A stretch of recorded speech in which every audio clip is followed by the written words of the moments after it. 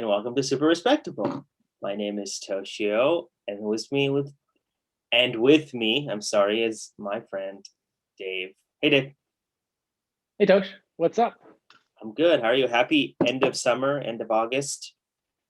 Yes, I just got back from Italia and very nice time on the beaches of Italy and trying to have some sort of color on my face Yeah, after you look good. possibly matching the color of my orange shirt, who knows? Yeah, And yeah, it was a nice time. Nice to have some summer weather after spending most of the time in this gray and rainy country. yeah. It's. I'm glad you got a holiday. I think But it was your. It you was know your. where where it's very sunny and warm is in Tin Al Qum, Algeria. Oh, that's an interesting point. So yes, I thought it would be very interesting to mention because I'd like to thank our listener there, whoever you are. Thank you very much for listening to Super Respectable. I don't know how you found us or what the internet speeds are like there, Yeah, but we very much appreciate you stumbling upon our podcast. Thank you very much. yeah. Thank you so much. That's really great. And I'm Algeria Arabic, so shukran. Thank you. That's thank you in Arabic to our listener. That I don't know how to say in Arabic, but yeah, you told me about this a couple days ago. Someone in the middle of the Algerian desert listened to us, which is amazing. We actually have listeners from all over the world, which is amazing. So uh, comment, contact us. We love hearing from you. So thank you. Thank you. Thank you.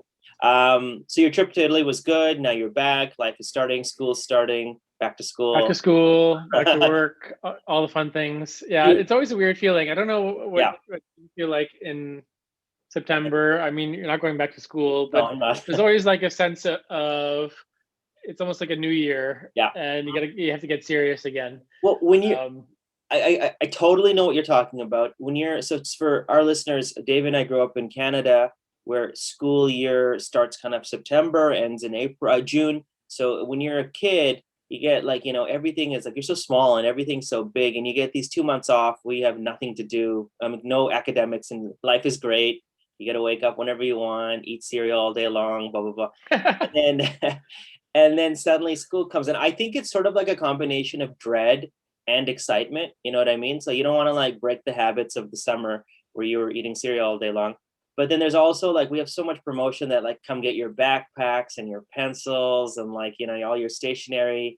Get ready for the new school year with your friends, and like it's exciting. Like get some new clothes. Mom will take you out to get like a new pair of like pants and shirt. Well, I'm talking when you're really a kid, not when you're like not when that you're still old enough to happens. buy your own clothes. And then you Yeah. go, and it's sort of like, I don't know about you, but I went to pretty much three different schools from like 5 until 18, 17.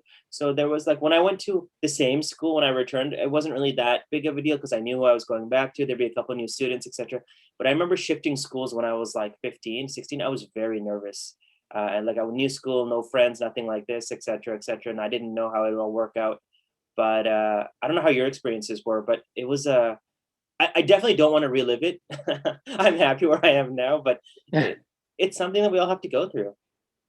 Yeah, I think I was cool up until like when I was going into high school for the first time. I was intimidated because, you know, That's that's good. where, people are in various stages of puberty and there's some big kids there. And I wasn't ever the big kid. So I was like, oh my goodness, there's people with beards here. There's Uh, they're bigger now, Dave, than they were when we were in school. Some of these kids are massive in high school. yeah, I don't know what they're feeding them. I guess there's protein powders and stuff for kids, but Just inject it into the kids. Yeah. injecting them. Yeah. Uh, Yeah.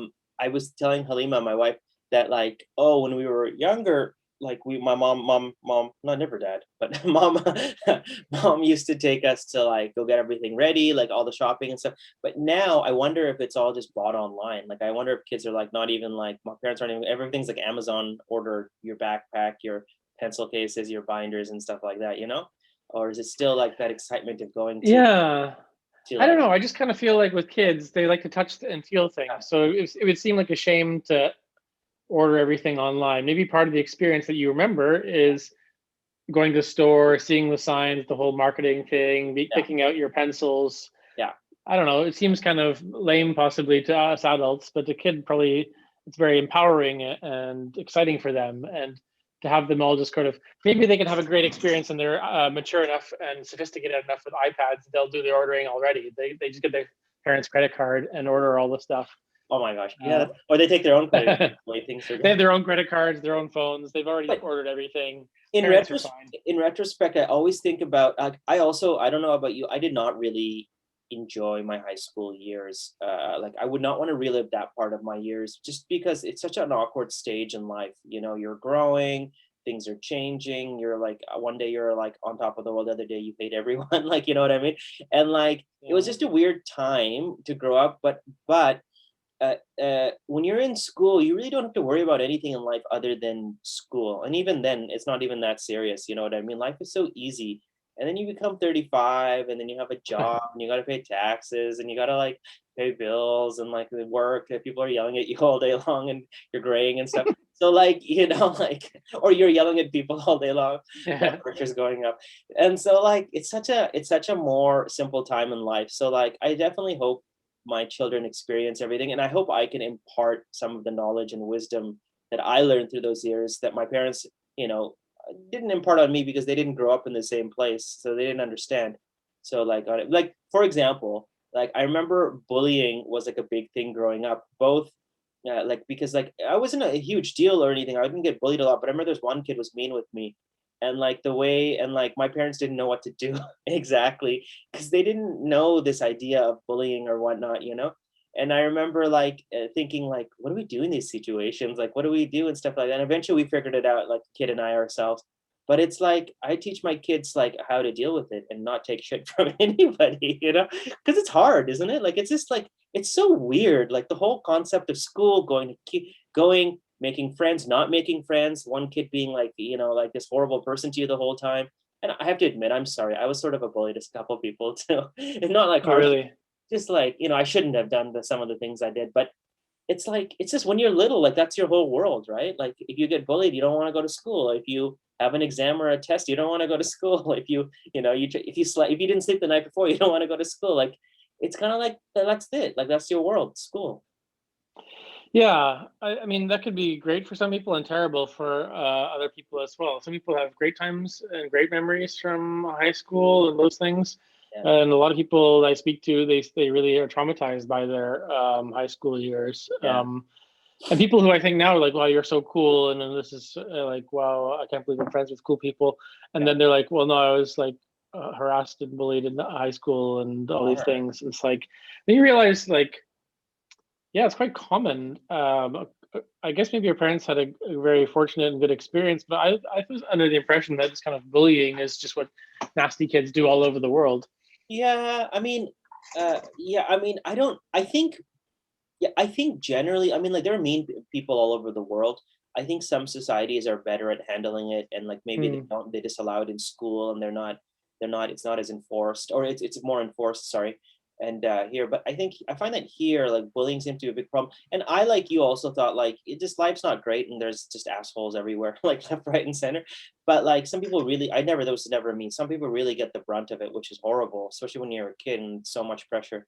But I hope people are okay and like, you know, get the Yeah, I think like the big challenge that I would be afraid of for children going to school now is like the phones. You yeah. know, Oh, if someone's getting bullied, then it follows them home and just doesn't stop.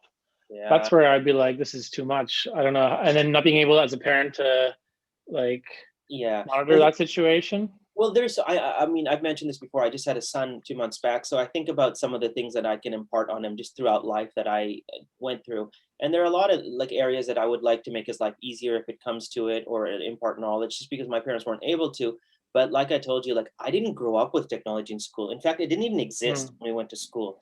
In my final year, in my last couple of years of high school, cell phones sort of just were becoming the new thing. You know what I mean? And even then, we're not talking about these smartphones, people. We're talking about No. like clunky phones. And I remember my dad got me one for my birthday, and he's like, "I'll take it to school." And then I remember thinking, like, who am I going to call? All my friends are here in class with me. Like, you know, like, what am I doing with this plan that costs Yeah. like What is this? $59 a month with Fido or something like that? And I only got like weekend calls or evening calls for free. And like, So like, but now I like kids not only have smartphones, they got iPads, there's smart screens inside the classrooms as well, like boards and like Instagram, Facebook. It must be a completely new ball game. Like I'm an analog phone in a digital world, you know? So like, I don't know. It must be really tough for teachers to kind of handle all this stuff. Yeah, I don't know what that's like. I mean, I think I'm in favor of a certain level of structure in schools. Like I'm actually in favor of like the British style like uniforms. So Yeah. like I agree with you. I wore a uniform. I went so there's no question around like, oh, this kid can't afford this, or why don't you class. have this brand, dress this style. Everyone wears the same clothes, Yeah. and just that's it. And then the other thing would be like everyone leave your phones, park your phones at home or at the front for the Yeah. day. Yeah. And I'm sure some parents that would be like, no, I need to be able to reach Johnny wherever and whatever time I can because Yeah. I'm freaking out. Yeah. Because I've seen these things and I get you're not that stage yet, I guess, but like some of my friends here have their kids in like daycare, and the daycare send like pictures of their kid all day long, like this is the kid doing this is the kid doing that, and Yeah. they get like constant updates on the phone. Yeah. And it's like the Truman Show is really Horrible. It's horrible. here. I mean, you'll probably even have the kid at daycare like taking a selfie of himself, sending it to his parents and stuff like Yeah, that. it's gonna happen. Yeah. It's I 100% agree with you. I wore a uniform and I thought there was a conformity to it, which I Oh think yeah, you had that right. Yeah. yeah, I have no problem with that. I think it's a really great. I think it should like one of the things that like some private schools do is that like I went to a private school is that they like up the price on crap like that. So like I think people should wear a uniform, but I think it should be affordable like it is in the UK and whatnot. You don't have to go to this like tailor or dealer to get your like specific pants and Hmm. stuff. But I think it teaches kids some stuff as well. And like I agree. I think technology should be left at home. And like if you need to reach the kid, you can call the main office and they'll get you if there's an emergency. But let these some of these kids I think are a little babied nowadays. I think they're a little too sensitive. And I think you got to strengthen them up a little bit. And so yeah, when we cross that bridge, we definitely will. And I think everyone should just do what's best for their kids. But yeah, you know how I feel about technology and all this stuff. I think it's not really Yeah. positive. But c'est la vie. When we come to that C'est la road, vie. when we come down that road, we will. But um, yeah, should we get started? It's my week. Let's do it. Let's do it. So I don't know if you know this about me or not, but I'm a very simple guy in life. I don't really need a lot of morning coffee. Oh, by the way, just as a side note, we've been doing like iced mochas, iced coffees, and iced mochas from McDonald's. Fantastic! Oh, it's so really good. there. Oh my gosh, man! And it's summertime. It's only like $1 or $2 and stuff. They really nailed it. Like, oh, whoever it is at McDonald's that were part of this, amazing. I don't go out for coffee like every day, but when we're driving by, a nice mocha. What's a mocha? A mocha is like there's a Like little bit of chocolate in it. You know? chocolate. Yeah, and it's like with some ice, and because it's been hot here, so it's been like a nice cooling, refreshing thing. Sorry, I diverged. So You're like cooling, refreshing. Gotta go. as long as I get my caffeine in the morning, I'm really happy. But I have like a list of things that I want in life, and most of it's not material. It's just like experiences. And one of the things I'd really like one day is to move to a small town and just kind of like live there. So I thought today's topic would be more of a discussion on pros and cons of small town living. And I wanted to make it a little bit more broader, not just small town living here in North America, but in Europe as well, or anywhere else in the world, because I think you've visited a number of small places as well. So I wanted to hear your experience. But my ultimate goal in life is to live in a small town where I know everyone and everyone knows me and I can just live peacefully. And my preference or preferred country is Ireland or Scotland. Really? Yeah, I have an affinity Scotland because of the Highlands, and I just find it be so remote that it'd be so peaceful that no one would bother me. And Ireland, just because I like Irish people, like I just like their culture and their way of life, and I find that it looks really beautiful. I'm assuming Ireland and Scotland geographically are similar. Yeah. I mean, I haven't traveled around You too might much. discriminate two different countries here. Yeah, let's see what I can do here. No, generally speaking, they're very the Emerald Isle, it's green and lush, and but the climates are kind of the same. It's like cloudy and rainy, temperate places.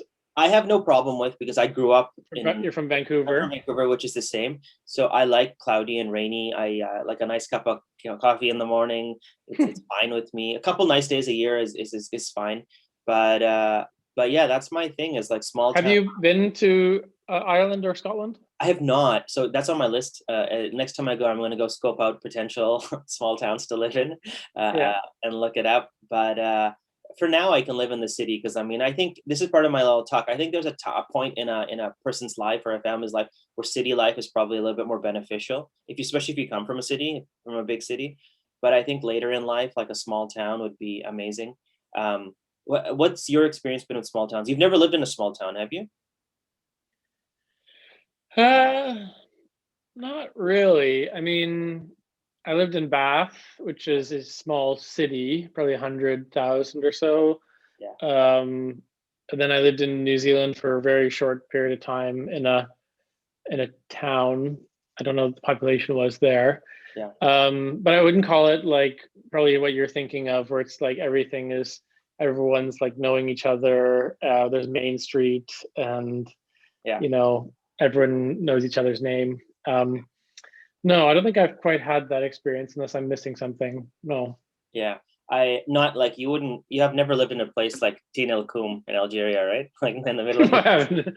No, I haven't. No, but I um, mean, I visited places like I have that, I've and there's like a yeah, charm to them, right? Like there's like there's like something that's elegant about it, but still at the same time you're like, I'm happy that this is kind of a day trip, not like a lifelong thing. So like yeah. my thing was sort of like as I got older, I got more kind of attached to small city living. And so like I'm from a city, a medium city, Vancouver, and I've lived in Kuala Lumpur and I've lived in Istanbul. I've lived in a bunch of places which are bigger. I lived in a small city for 3 months with my wife when we first got married in Morocco, like a beach town, and it was really lovely. Like no, it was not tourist season, so it was very quiet. It was by the beach. Things were very affordable. People knew who we were, and like it was really like lovely and friendly. But then you could kind of feel at that point in our lives, we could like we knew this was sort of like a honeymoon thing. Like this wasn't like a lifelong thing because it would be hard, you know, with kids and like if you need resources and facilities. So I came up with four pros and four cons, and we can just kind of go through them a little bit Hmm. as to small town living, um, and then get through it. So my first pro is that it's very quiet and it's very peaceful, both in terms of atmosphere and scenery. I don't know if you'd agree or not, but uh, a lot of places, small towns that I've gone through or visited, there's a sense of just relaxation. Things are a little slower, you know. Things are a little take a step back and enjoy the time, which I think is more important as I get older. Because I think living in the city, it's just like hustle bustle. And you lived in some massive metropolitan cities, right?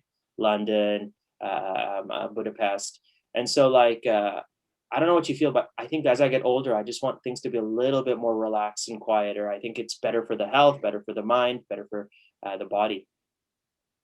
Yeah, I think London is a fantastic city, but I think the main thing is London and some of these bigger cities, you have to kind of segment it a little bit. Otherwise, you'll be totally overwhelmed. Because you lived in Istanbul, which is probably even crazier than London in some respects. It's bigger population, Yeah, uh, maybe even bigger geographically. But yeah, you kind of just need to see where you are as your own little village in these cities. Hopefully, a city is laid out in such a way that you can have your own little micro community there. Because yeah. if you start trying to like make the entire city your home, they're just gonna, collapse and not be able to handle that. Is it true that a lot of people live like an hour and a half outside of London in small little towns and they just commute in if they're working in the city? Yeah, I mean, like pre-corona, that was the main thing people did once they had families to afford like some space. Yeah, The trade-off then was you had to do this horrible kind of commute into the city every day, which the trains were rammed. It was quite expensive to travel in. uh, So there's trade-offs there then too. So maybe now with working from home, people can fully enjoy their remote location. well, is let me ask you a question. Is scenery or the environment, the physical geography of where you live important to you? Yeah, but maybe you'll cover this in subsequent points. I think sometimes in remote locations they look nice. Like my background here is this beautiful beach. Yeah, It's great to see and visit or pass through, but if you start spending a long time there, you kind of yeah, want to have these amenities around you.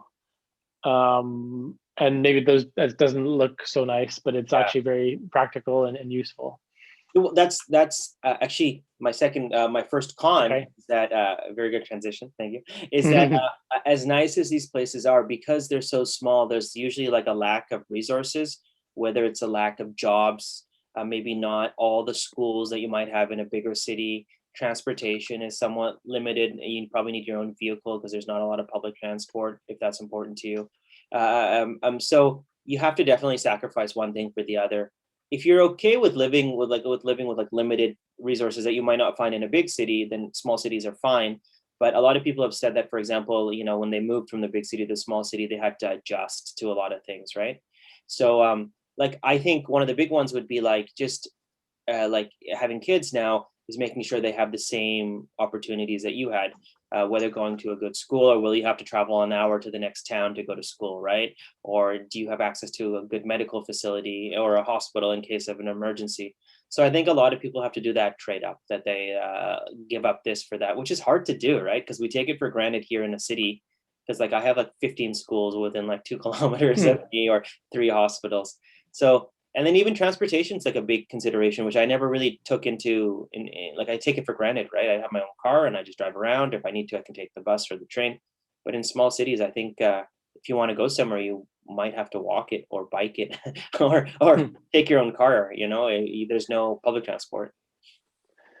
Yeah, I think maybe that's where European cities have a nice advantage. Oh, I mean, that's how it's built. yeah, they're much more walkable. Okay. And I mean, obviously they're centuries old and older than North American cities. So they were built pre-automobile, So that pre-horse, maybe. pretty hard. So you had to walk everywhere. Yeah. And so, if you want to make the little town, place where you can access things, then it's all kind of everything's there Yeah. and accessible. But you're right, there may not be still the level of diversity of options as you would get in a bigger city where like, there's a hospital, but not like the specialist hospital that can treat this particular ailment that you have, or you know, oh, I like these clothes, but I can only buy them in this city. Yeah.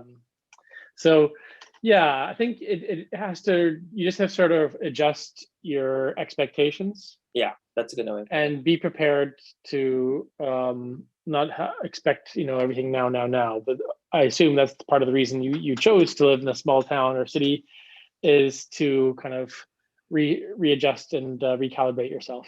Yeah. Do you think in Europe, did they start all like historically? I don't know if you know this or not. Like, was it small city living was kind of the default, and then they started moving to the big city, like an urbanization process? Like is that why cities and small towns were built a specific way? Because that was the main way of living?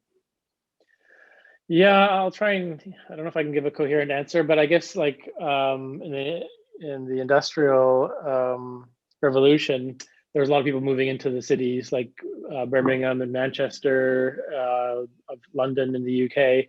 Yeah.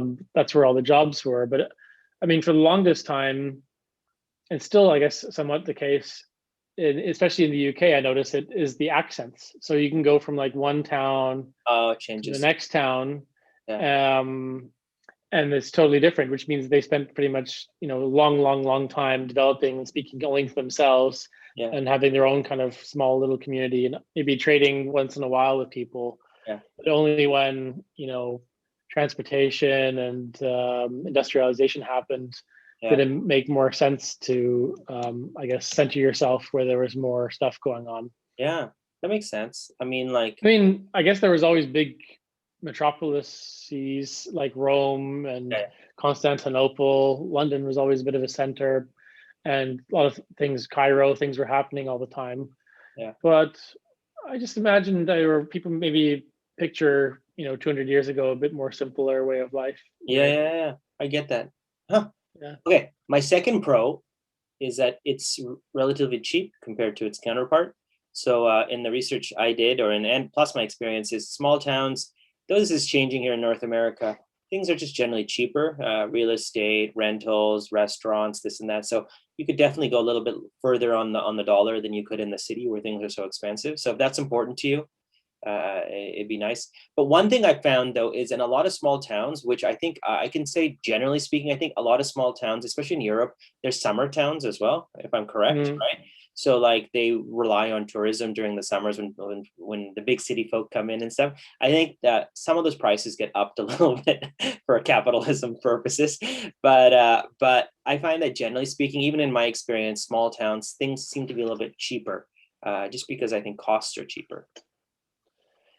Yeah, I mean, just using London as an example, I think the main thing is housing in any big city. Is the challenge is how expensive housing is in general in the big like economic hubs. Yeah, So I guess there are always going to be like fancy, expensive villages and kind of, you know, as with anything, there's middle of the range, lower end villages where things are cheaper. But there's also quite, some of these commuter towns around London can be quite fancy and very expensive to live because of yeah. the people who've chose to live there. So you just came back from Italy, and you've been to Italy multiple times. I'm sure you've been to a number of Italian villages and small towns. Do you find that things are generally cheaper there compared to Hmm. bigger cities, or what is your But experience? it's funny that you mentioned like the local price and the tourist price Yeah, because we were in this um, beach town near Venice, and there's many German and Austrian tourists that come that are quite wealthy that visit. yeah. And I went to. They just assumed that I was German because why else? Why would a Canadian be coming to this place? It'd be interesting to see what the Canadian price would have been. Yeah. But I went up and I paid for a drink, and I told the people I was with what I paid, and they said, "That's you paid the tourist price." Yeah, And I said, "What do you mean?" I said, "Well, that's just not what we pay." yeah, And I found that so upsetting because they didn't have a menu or a table. yeah. Should have known from the Italy episode last week or 2 weeks I, ago. I, yeah. Like, I check also, the prices. yeah, But yeah, like it's basically they kind of need to. As explained to me, like this place goes dead from like October onwards. So these people try and make as much money as possible yeah. in the summer months. But I'm like, do you really need to rip me off? Just I'll like charge everybody this price, I and agree. it'll I be fine. agree.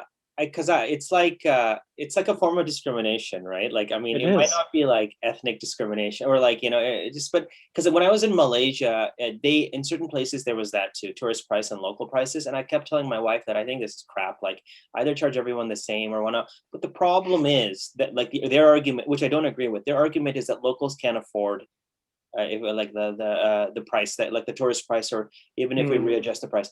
But like that doesn't mean that we should take advantage of foreigners because we have more money. Like that's what discrimination is, isolating a group of people because of a certain thing, right?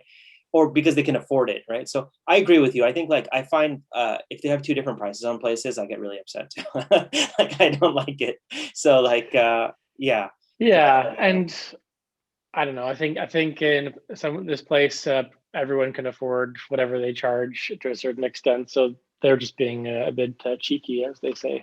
did you find that food was cheaper though in small towns in Italy? Like, Yeah, there's definitely a noticeable difference. So, okay. like if you go to Rome versus a town nearby or some town in the mountains, super cheap for stuff, really, really cheap. Yeah. But at the same time, there's always like a caveat, right? Like some things are cheaper and some things are more expensive. Like possibly some things they have to import, especially for people.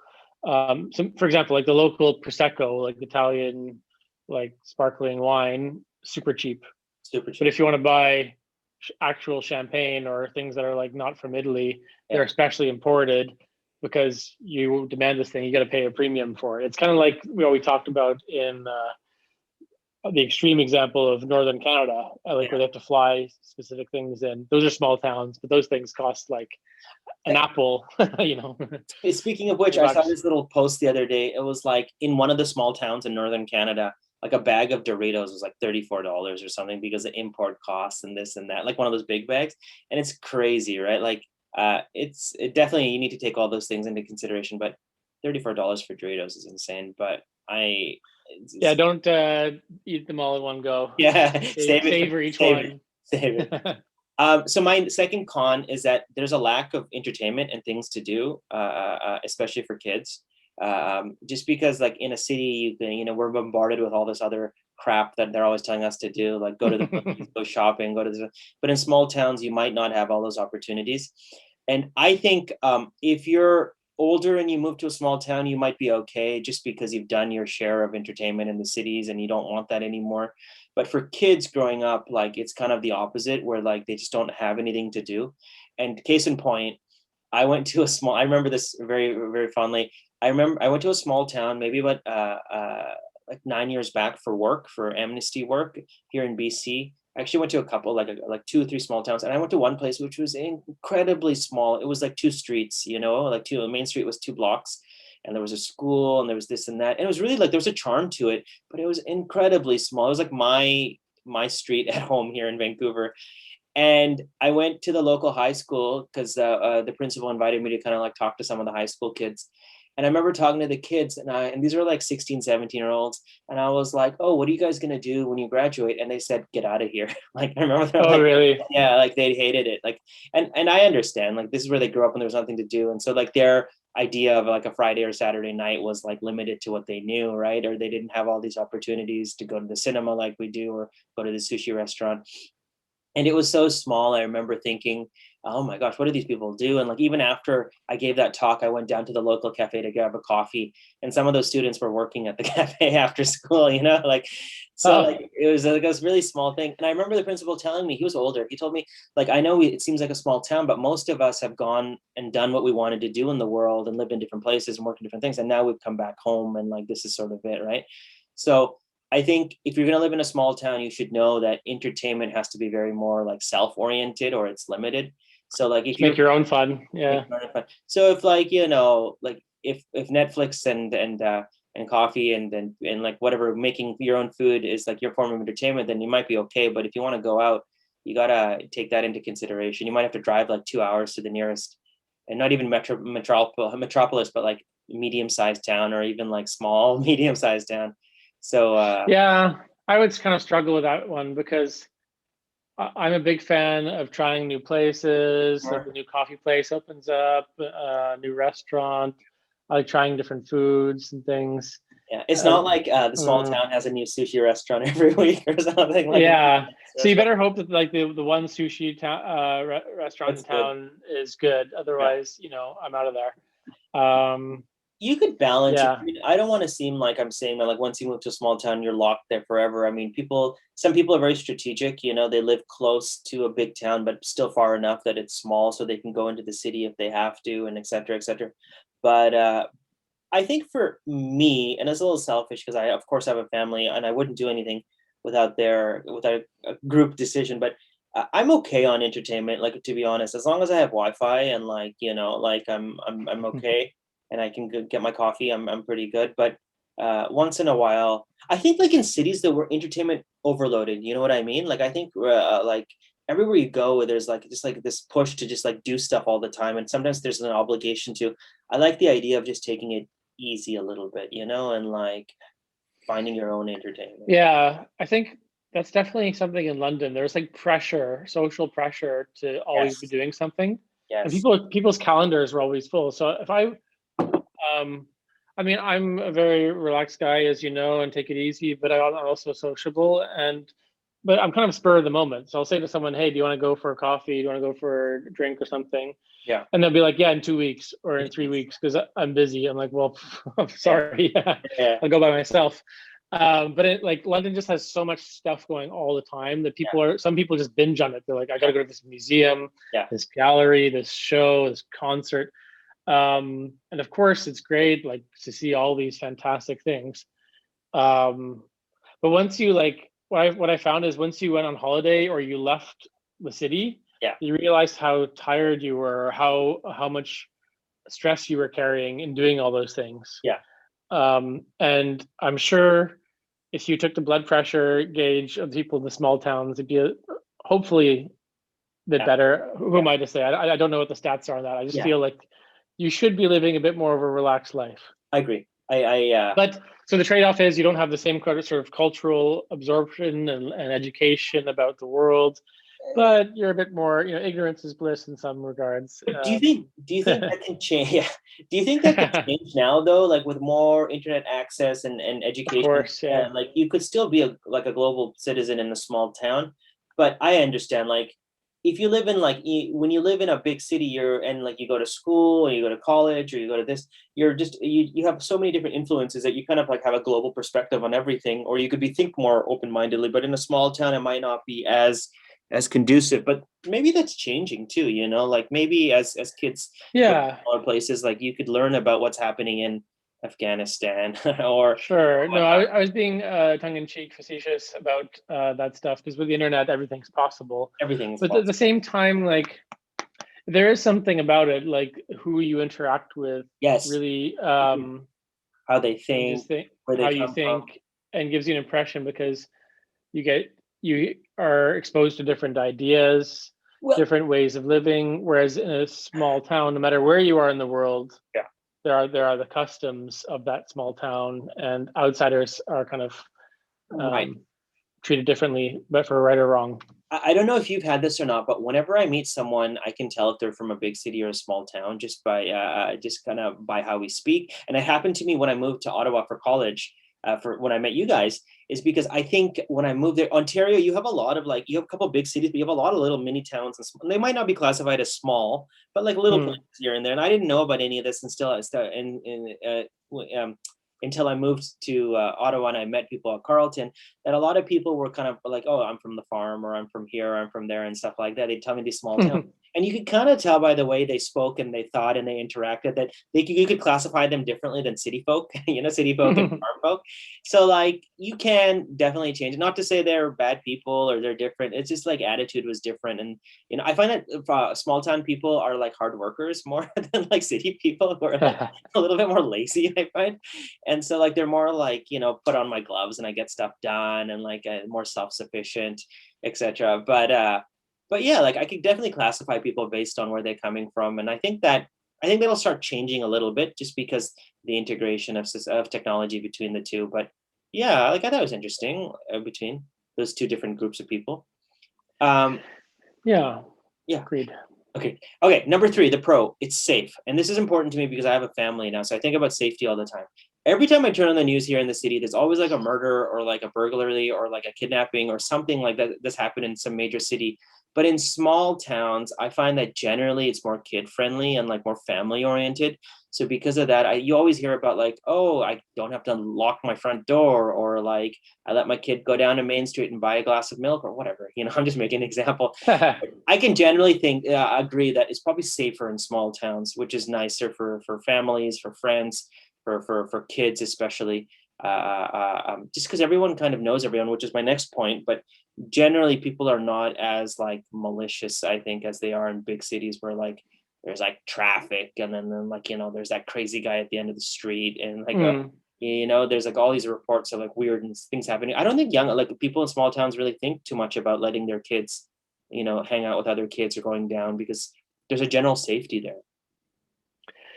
Yeah, I assume like depending on the size of the small town village, everyone knows everybody and they can vouch for you and they know the ins and outs of the neighborhood and who's who. And if there's someone that they don't recognize, like if something's going off, Yeah. they're a bit more aware of what's going on. Yeah. And if there's something strange happening, it's noticeable pretty quickly. Yes. And I think in a big city, You I might mean the not even stats know your own gener neighbors, right? Like yeah, yeah.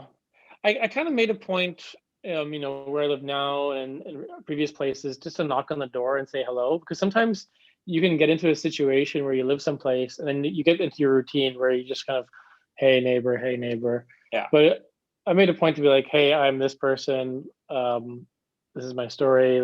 You're welcome anytime for tea or coffee. Oh, that's This nice. is our neighbor over now.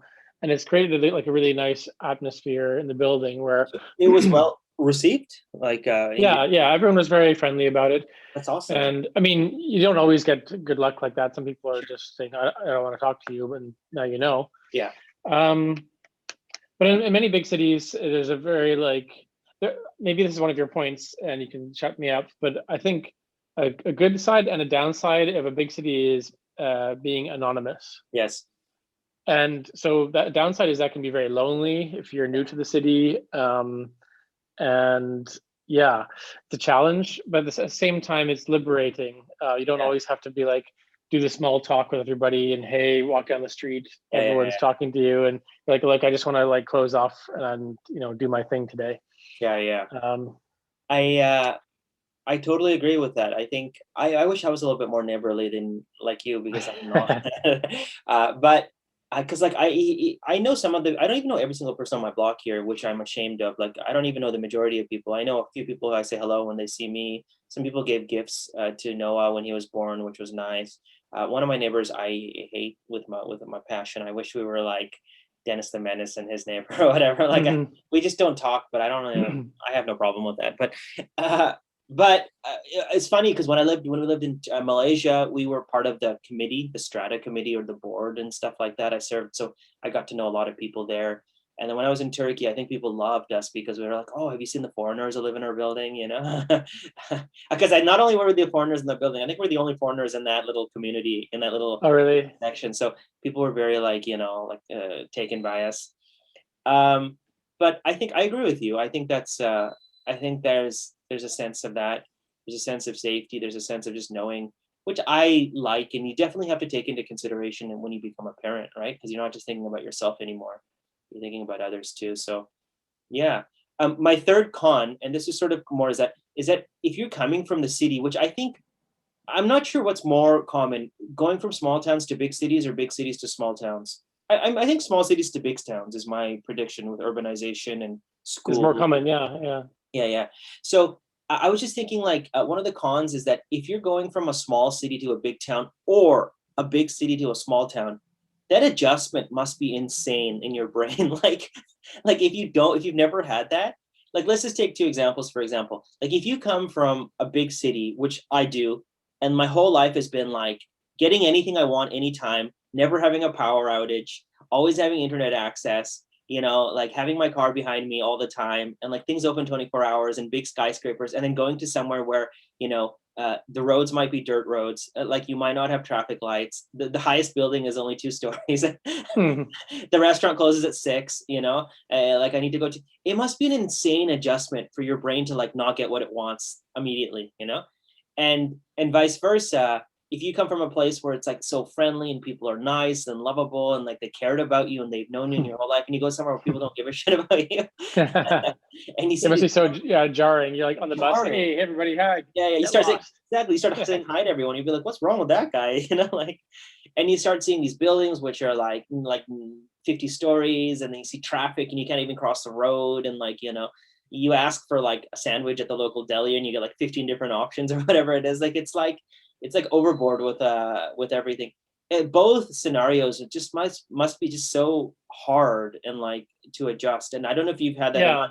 Even like a good example is like when I go on holiday to perhaps where you have in the background, it's hard for me to adjust. And I know it's not the same, it's not exactly what I'm talking about, but changing scenarios just must be difficult for people. And like it must take some time. I'm sure there's a minority of people who can easily do it, but for the majority, that speed, whether speeding it up or speeding it down, must be just a difficult process. yeah, and like for sure during the pandemic, I'm sure a lot of people Easy. have realized the lifestyle that they like best because I was reading about in London, a lot of people have left London because for many reasons. It's expensive, they want more space, many of these pandemic reasons.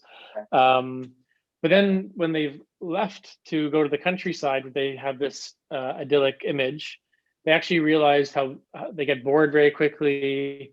They miss all the excitement and activity and the amenities that are available in a big city. And some people, for sure, they like the option to have more space and countryside living and fresh air, and other Yeah. people hated it. So I think some people are just like born city people. Like Yeah. my uncle who lives in London, he's like he was born in like a small town in Devon, and now he's like a Londoner through and through. I don't think he's going to retire there, and Yeah. Yeah. yeah, It's, he loves it. He just it's loves the place.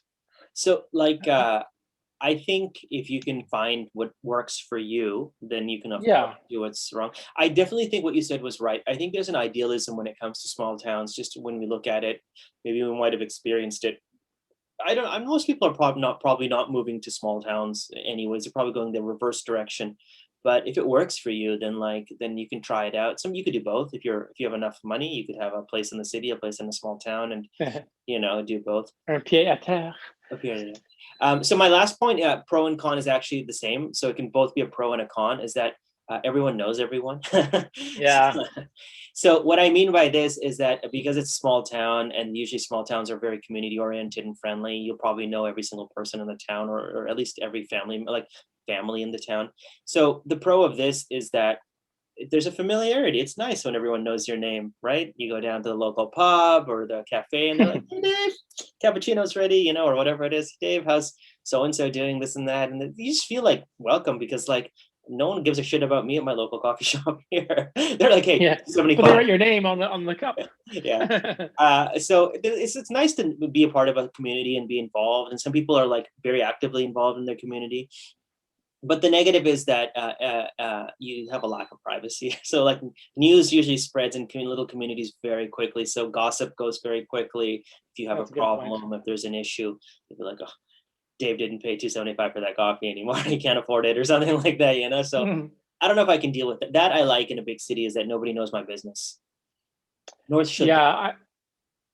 I think that would be probably my biggest problem with small town living is I like people, but I also, like we mentioned earlier, I like to be able to switch off and just Yeah. like go out into town and not have to say hello to every single person. Yeah. I always like maybe a head nod and go, "Hey, what's up?" Yeah. But in a small town, I would imagine I'd have to be like, "Oh, stop for a 5-minute conversation, go to the next person, 10 minutes," and Yeah. it just goes on and on and on. So yeah, I would find that a challenge. Yeah. Um, but yeah, I think there are benefits to like having everyone knowing you as well, which I can also see being good. It's good for your well-being if you're liked. Yeah. If everyone hates you in that small town, it's the worst place ever. It's like being in high school and being the bullied kid. Yeah. You want to get out of there. Well, yeah, for sure. It definitely explains like on your who you who you are as a person. Like if you like being social and with people, or if you like kind of having your space, I think it's important. I mean, I have a child now, so I don't think I'll be moving to a small town anytime soon, just because of making sure he has all the opportunities. And then we're still in city living, and I think my wife and I would do better in a city. But like ultimately, like living in one of those small towns, even if part of the year, I think would be a good way just to relax and distress a little bit, and go more to a simpler way. And I'm always online, like looking at like small cottages for sale in like Ireland or Scotland, or like a property. And like, Dave, we could just have coffee in the Highlands and just do nothing all day. It'd be amazing. I think it'd be so much fun. But Yeah, I mean, I've been to Ireland and Scotland briefly. There is certainly a nice feeling. I think the sure. pub culture in these places, where there's just these people who are regulars, what do you Yeah. call it, salt of the earth type of people. Yeah. That's nice. I think I'd like that kind of vibe.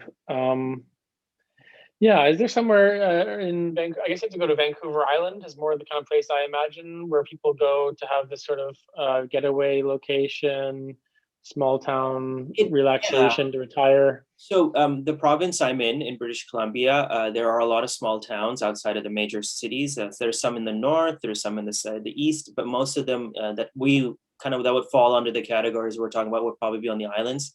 But even then, even last night, I was looking at some properties out there just online. Property prices are not cheap. Even on some of these islands, we're talking like hundreds of thousands, if not millions. So it's like isolated small town living, but with big city costs. Because like it's just cost of living is so expensive. But I'm sure you could find a small town somewhere to live, if you really wanted to. I remember going to an island for work again, where it was so small they didn't have a school, so the kids would have to take a 10-minute, 15-minute ferry to the nearest inland for school every day, like there and return. So like if you're willing to make those sacrifices and like get your kids on a boat daily, like you can do it. But most of the people I've seen in small town where I live are older. I think they're retirees. I think that's more their speed of life. and I do it. You know, what'd be nice, by the way, is like if I had enough money, like if I was wealthy enough, like a small town on a beach city in like the Mediterranean would sort of be like the golden ticket right there, where you could go for like 2 months and spend the summers and like and then you can come back to city life. And would you be okay going somewhere where you didn't know the language? 100%, no Is that a problem. factor? No problem at all. I would shop at the local stores, support the local businesses. It was pretty much how it was when I was in Morocco. I didn't really know. I mean, I knew Arabic actually and French, like partially, but as long as people are friendly, we're friendly too, and they're welcoming. I have no problem doing it. I mean, Morocco would be my first choice just because my wife is from there and I've lived there and I like it a lot. But that Mediterranean lifestyle would be anywhere. It's like amazing, and costs are cheap. Usually, I find in the Mediterranean countries, comparatively, small towns are a little bit cheaper. Food is really fresh and good, and the weather, it's just summertime is it's nice, that's I think, I guess the challenge would be if you're trying to make that adjustment and you don't have any connections or roots to yeah, these places, to great, be accepted by the small town, yeah, the people who generally haven't left, yeah, there's quite a strong cohesive unit.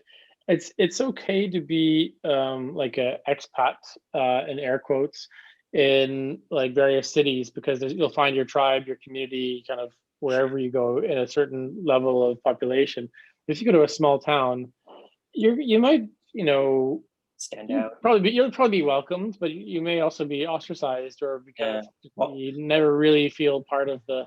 totally. What's he doing here? We can't communicate with him. Like Yeah, here, it must be. it's a tough one. So you really have to hope that the people accept you and take Yeah, you on, and then your life's cool and you can make connections. Otherwise, it's going to be quite a challenging experience. yeah. I definitely get that. I was going to ask you a question. So you grew up in Ontario, which is the biggest province in our country, and one thing I noticed is that whenever I would take the train, the Via Rail, from Ottawa to Toronto or back forth, I'd always see these small little towns. And I saw towns that were like one street big to multiple streets and villages and stuff. What was your experience with like growing up in a place that had so many towns and small towns, and your interaction with people in towns? Because I grew up in Vancouver. We don't have any small towns close to us. So I didn't Mm. grow up with any small town people or experience it unless we made the effort to go there. Uh, yeah, I mean, we passed through. We did a lot of camping and didn't go to Toronto so much. Montreal is where we went to a lot. Yeah. Um, I always just kind of thought these places were curious. I'm like, what goes on here? Who are you people? Are you okay here? Are you well fed and watered? Where does this food come from? Yeah. I just, a lot of it didn't make any sense to me. Yeah. Um, because some of the smaller towns were on like a downward economic trajectory. Sure. Sure. People were I'm leaving. trying to remember the name. I'm forgetting. It's really embarrassing. Where there was the Hershey chocolate factory. I don't know if you remember Oh, that in Ottawa. Smiths Falls, Smith Falls. Smiths Falls, I went to and the and it, yeah, that was the thing you did as a kid, and I thought, well, this is great. yeah. But then the thing closed down and moved to Mexico, and then the town was kind of down in the dumps for a while. Yeah. But then it picked up again when they had the marijuana. They converted that place to a marijuana like grow up Yeah. for this big company. Um, and so these small towns can go through like booms and busts, and like sometimes they're doing all right, but sometimes I'm like, oh man, people there are kind of struggling because what was once the reason for being for this town doesn't exist anymore, and the people who are there, either they're well off and they made their money from that business, Sure. or they're just sort of getting by. Yeah. Um, so I kind of was like, well, I didn't have that kind of sophisticated understanding when I was a kid. I was just like, what's going on here? Yeah. Yeah. Yeah. I think generally speaking, a lot of the smaller towns in Ontario and Quebec, they're kind of like agricultural hubs. They're like where the depending on where you are, but like where the farmers go to like do their tailoring or their, the basics. Then they go back to their like for farm or their town I have nearby. this, yeah, like I mean, I totally like the business of small towns, I definitely need to research more how economies work and this and that. I mean, at the moment, I think just living in a small town would be nice. And then of course there's farm life in a small town if you're a farmer, which is a completely different story. there's a whole like romanticism about that too. But I mean, I know nothing about farming whatsoever, and I don't know if I have the energy. But in my mind, I'm like, oh, if I could have a couple avocado trees and olive trees, it'd be amazing, and I could grow them and I could, sell them and this and that. But like, I got to learn more about that too. So, yeah, I think there's a balance between everything. But I mean, you're more than welcome to any small town house that I live in, Thank you. That's very kind of you. or I whatever. mean, I was just thinking of this other one. This is in cities, especially like the bigger you get in terms of population, Yeah, like London and New York, especially. Like I think they're two global cities. sure. Like maybe Hong Kong. I don't know what else you would name as like the global cities. Yeah, Um, you find that people are much more free to express themselves in yeah, certain ways. yeah, So like, yeah, I think in some small towns, if you hold certain views or dress a certain way, you're going to be in some difficulties, which yeah, if you're doing it differently than everybody else. yeah. So, like some people leave small towns like precisely because they can't be themselves, Yeah, that's true. So, like, for and so example, they'd be like, "Did you see Dave? He's wearing a salmon shirt with no collar." Like, oh my gosh, that's gossip of the town, right? yeah, and then you can't do that, so You you gotta well, move to London. I think what you're, I mean, I think one of the, I was just joking about the shirt, of course, but I think what you're trying to say is that if you are diverse or you're different than the default or the standard or whatever that is nowadays, whether it be to religion or sexuality or this and that, you definitely will be like the sore thumb in a small town. And so, like, yeah, I think that's a huge problem. And but like what you said is true. Like in a major city, is that because there's more of that community of what you're looking for, right? There might be a bunch of people who wear shirts with no collars in New York, So like it's, you don't feel so isolated in that sense. So I think it's definitely hard to be different in a small town.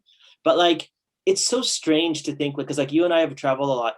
Like whenever I go to like a major city, I don't think about it intentionally, but in retrospect I do. Like it's crazy that like Hong Kong is just like boom, boom, boom, boom, boom, boom, boom, boom, boom, boom. Like, you know what I mean? It's just like, it's like an overload. And like when you go to New York, it's like that. When you go to London, it's overwhelming. And like, oh, the tube left now. It's 2 minutes early. What am I going to do? People are freaking out and this and that. And I think like one of the things that like, and that's like a life, like Tokyo is probably another big international place as well. Kids are like, people are overworked and this and that. I guess my big appeal to small towns is that it's just like relaxed a little bit more, which I think is more important as you grow up, just because like you could be working all day every day for the rest of your life if you really wanted to, right? But you got to take time for yourself, and I think that environment of a small town is just conducive to that. I think that's my main thesis here, and that's what it's doing.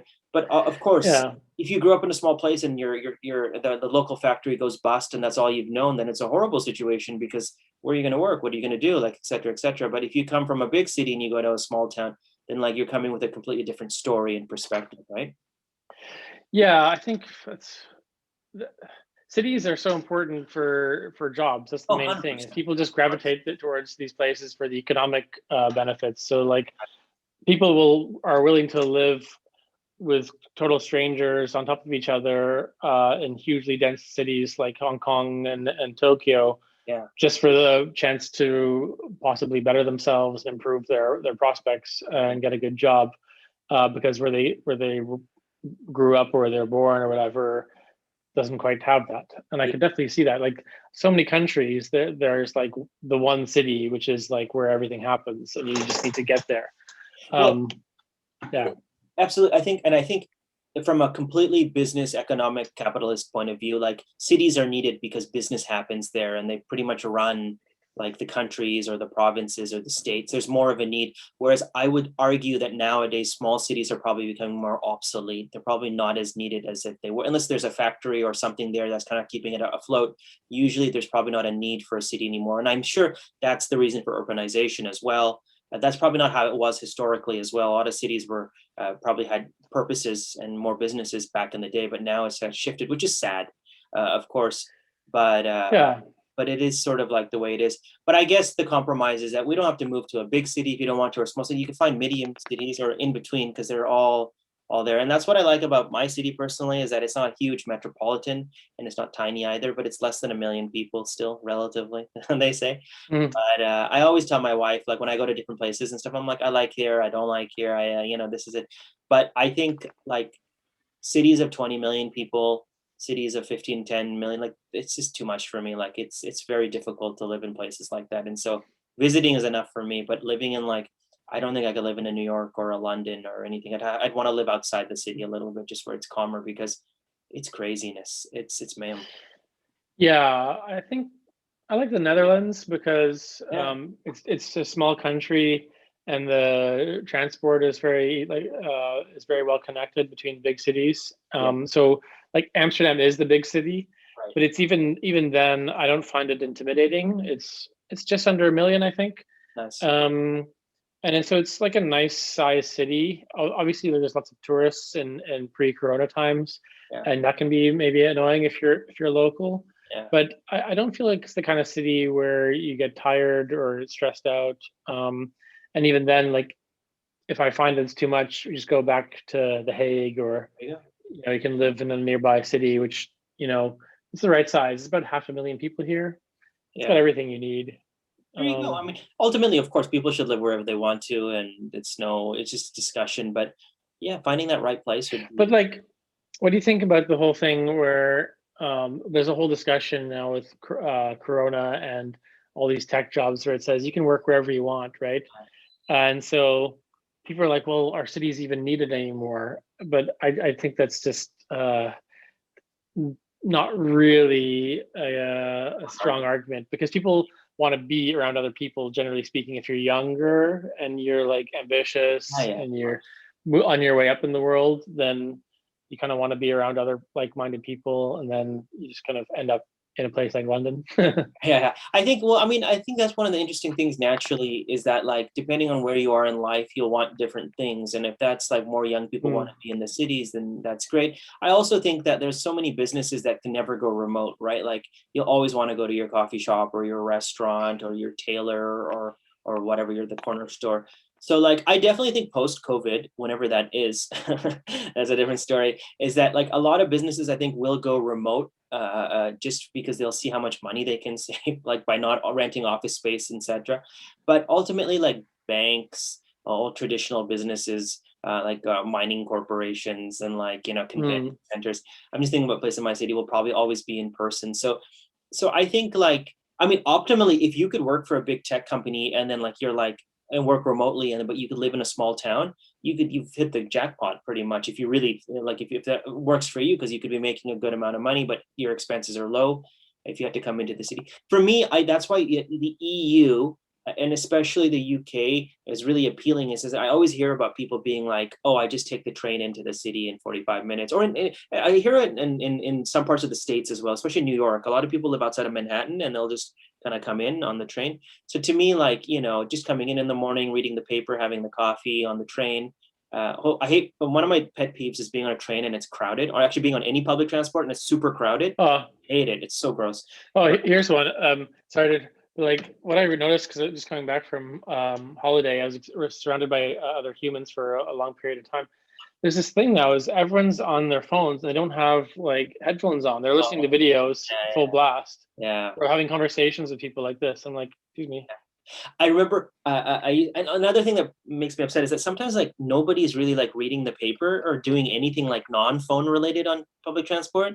And I remember there've been times I looked around and everyone's just like Yeah, that's their life. stare. Like, so like, yeah, I mean, I think if I could find if you couldn't find a balance, like if in some places there's that ability to live in like where you feel a little bit more comfortable, but then come into the city if you need to, that'd be great. I think in the States they do a really good job with like college towns. I don't know if you've noticed that. I think our equivalent would be like Waterloo or Kingston or something like that. Hmm. A lot of like college cities, towns that are built around the college itself, and so it's got like a nice feel, like a good business, restaurants and stuff.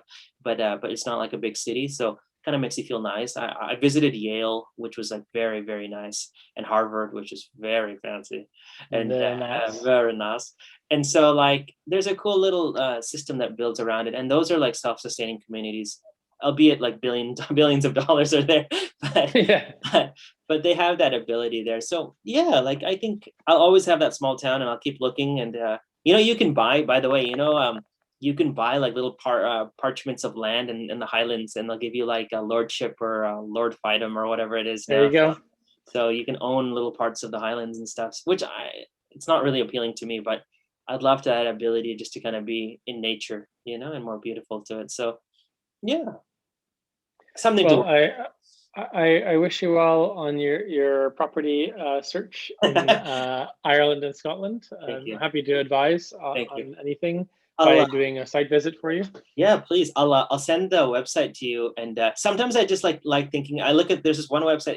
Everyone knows about Sotheby's, the real estate. That I think they sell everything. Not just real estate. They're like auction company. Auction house, that's their main thing. Yeah. So they do like high price real estate too around the world. And just for fun, when I'm bored, I sometimes look at like houses around the world, and like, oh, some houses, man, they're so nice, and some houses are insanely crazy amounts of money. And so like we're talking tens of millions of dollars and stuff like that. So I'm just a normal guy. I don't need I don't need that much of a house.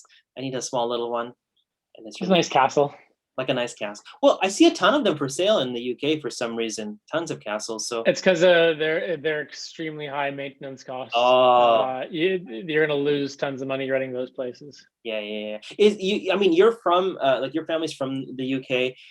A lot of the architecture, a lot of the stuff, kind of outside the cities and stuff, they're older. I've seen, right? They're not really more modern and new. They're like old things that have been renovated.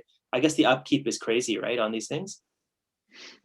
Yeah, I mean, I read about some of these places, and there's like the curse of these. This is absolutely first world problems. There's some of these people who were born into these like uh, aristocratic families who have huge properties, but then they don't have the kind of income that their Needed to great maintain. grandfathers did, Yeah. and so they have to like open up the grounds to tourists, and they're like just to pay for the heating costs and the groundskeepers and all these things. 'Cause these things are they have all these heritage rules. You can't change the windows to make them double glazing. So they it's like You can't tear down the building, build like a 20 floor like skyscraper in the a middle. helipad or something. Yeah, Yeah, I guess, I mean, there you go. Then you got to take that stuff into consideration. But it's yeah, it's nice to dream, right? It's nice to it have something is. to look for. One should always have dreams. One should do it. Anyways, Dave, I hope you have a good week. Welcome back to Thank you. reality. Thank you very much. It's a and shock. yeah, I'll talk to you later. Thank you, Toshio, for that very interesting discussion. You are welcome. Bye, everybody. Bye bye.